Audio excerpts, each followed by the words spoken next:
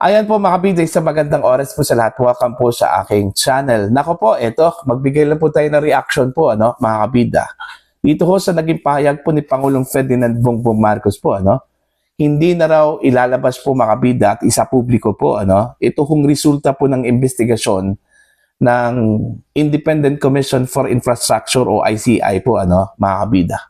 Ang gagawin daw dito, idediretso daw nila ito sa Office of the Ombudsman po mga kabida. Unang-una po akala ko ba transparent ito kung ICI. Una po nilang sinabi po mga kabida na magiging resulta po ng kanilang investigasyon ay papaalam po nila sa publiko bakit ngayon? Bakit bigla kong nagbago po mga kabida? Ano pala ang nilalaman po ng resulta po ng investigasyon po ng ICI mga kabida? Okay? Frustrating ba? Disappointing ba? Kaya ayaw kong ipakita ito sa publiko po mga kabida. Ito, babasahin ko lang po ito ang article ng Ampalita ngayon po. Hindi na ilalabas. Uminit muli ang usapin sa umano'y maanomaliang flood control projects matapos maglabas ng panibagong pahayag si Batangas 1st District Representative Leandro Leviste kaugnay ng balitang hindi na umano ilalabas sa publiko ang final report ng Independent Commission for Infrastructure o ICI. Sa kanyang pahayag, direkta niyang binanggit ang umano'y desisyon ng Malacanang. Hindi na raw ilalabas ng Malacanang ang ICI. Final report, DOJ at Ombudsman na lang daw ang bahala. Kinwestiyon ni Leviste kung bakit hindi na isa sa publiko ang naturang ulat. Lalo na't malaking interest ng publiko ang nakataya. Hahayaan na lang ba ng mga nag-ingay noon sa flood control na hindi isa publiko ang ICI final report? Matatanda ang sentro ng diskusyon ang mga flood control projects na iniimbestigahan ng ICI kung saan inaasahang matutukoy kung may irregularidad at kung sino ang dapat managot. Nauna nang nananawagan si Leviste na hindi lamang final report kundi pati ang buong transcript ng mga pagdinig ng ICI ay ilabas sa publiko upang masigurong malinaw at kompleto ang impormasyon. Yan yung malaking tanong po. Bakit po ayaw isa publiko po ng Malacanang ito hong final report po ng ICI, mga kabida. Kung tutuusin po, rekomendasyon lang po yun Okay? Para ho sampahan po ng mga kaso, yung mga sangkot dito, mga kabida po. Baka naman po, nag-alala po ang Malacanang, o kaya si Pangulong Ferdinand Bongbong Marcos, baka po yung magiging reaction po ng mga Pilipino po, mga kabida. Kung sakali man po, ilabas ito hong final report. Baka naman po ma-frustrate, ma-disappoint, mga kabida ito hong mga Pilipino dahil wala po doon yung inaasahan po nila mga kabida na dapat managot dito ho sa corruption sa flood control projects po mga kabida. Di ba? Alam naman po natin kung ano yung kinalalabasan po ng investigasyon Kasi nauna na pong sinabi po ng mga taga-ICI po mga kabida, lalong-lalo na po pagdating ho kay dating House Speaker Martin Romualdez, mga kabida, na wala hong sapat na batayan o link para po isangkot ito hong si Romualdez po, sa maanomaliang flood control projects po, mga kabida. Diba?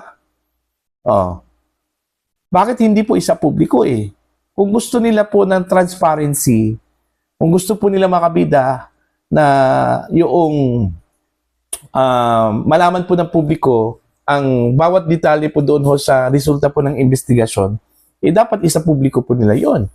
Kasi po, the Filipino people deserve to know, mga kabida. May karapatan po tayo, na malaman po ang nilalaman po ng investigasyon po, ng Independent Commission for Infrastructure. Diba?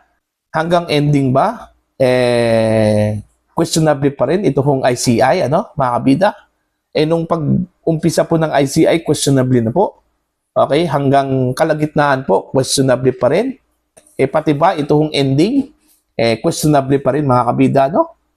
Ito hong Independent Commission for Infrastructure, ano, mga kabida, kahit man lang po, ano, kahit man lang magkaroon po ng magandang impression po, ano, ang taong bayan dito ho sa ICI po, mga kabida, okay? Kapag ilalabas po nila ito hong final report po nila, no, mga kabida.